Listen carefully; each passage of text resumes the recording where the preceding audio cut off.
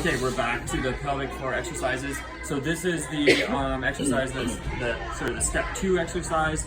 You can practice this separately. It does involve like some breathing, so you probably don't want to do it like in front of everyone, but if you're courageous, then rock and roll and do it. So again, we're back here. I'm pulling transverse abdominis up. I'm gonna demo it once and I'm gonna explain what I did, okay? So I come in.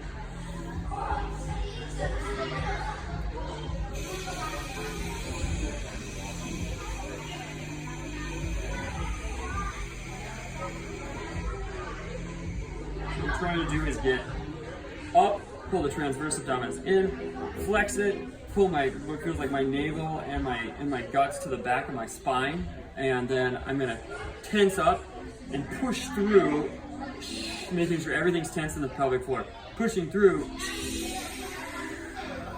and out, and it's gonna feel like my abs are settling into like this flexion where I have like some ab, like I'm trying to be like in the mirror, like that level of like pushing, and I'm actually not gonna push out and relax like this. Here.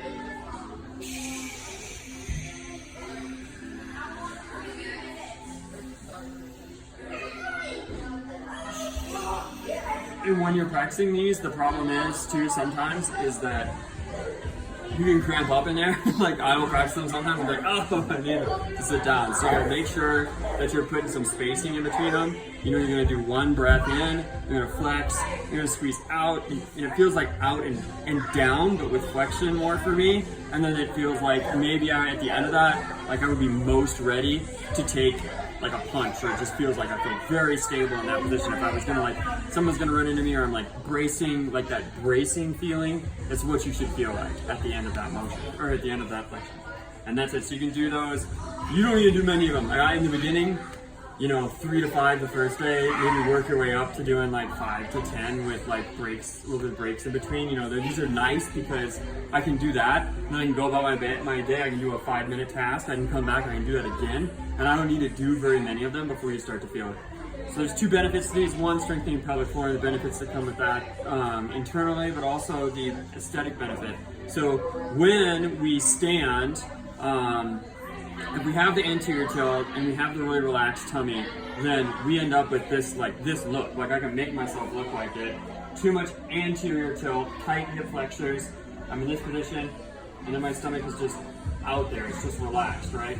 So a lot of times you even see athletes, especially like in CrossFit or whatnot, you see guys with their shirts off, they're in between their lifts and they look like this, and you're like, how is that guy at like 6% body fat but still looks like he has a rounded belly? And typically what they're failing to do is a little more posterior tilt in the pelvis, and then they also don't have the ribs down here. They've let their ribs open up and they've let themselves hang in this position where the guts are hanging here. This is how they're doing their deadlifts, this is how they're lifting in their squats. And so what we'll try and do is close down that rib cage by practicing that, and a hang is a good place to practice that. There's a rib cage goes down, and we're gonna tuck the butt in slightly. That's gonna stack the spine, put us in a strong neutral position, and it's also gonna afford for us to play a little bit with that transverse abdominis and pull the gut in. If we stand like this all day, it doesn't matter what we're lifting or what we're doing or what we do, even if we're at 6% body fat, you're gonna have a round here. So with that glute flexion and then the abs in, I can already correct a lot of the problems in my posture, right? So even here, just standing here, my stomach's gonna look pretty flat, no matter what. All I have to do to fail that is to fall out of the position that I've trained myself into and get here. Looks different. Here, here. This is like almost for me now, I almost have to try to do that. Once you do some you know, a couple times a week in the beginning, do it. Once you get that tension back in the tummy, it's gonna be default. Like you're gonna have to find yourself out of that position to do it again. So if I spin you around over here, another way to train that is to work on this position here, keeping the ribs down and closed in a hang. So if I hang here and I just hang like, this is fine for warm-up hang. Like I'm fine with this. But when you want to work in and the grip strength is strong again for your warm-ups and your hang, you can start to close the rib here and then tighten the tilt the pelvis, right? A little bit of posterior tilt. This makes almost a hollow position, and then that puts me in this position where I'm really, you know, strong and able to like hold right in here as I'm in that position. That's what we want. It's okay if you're warming the shoulders up or whatnot to go here. I don't care. But later on, we're gonna go in this position, tighten the tummy, and close these ribs down.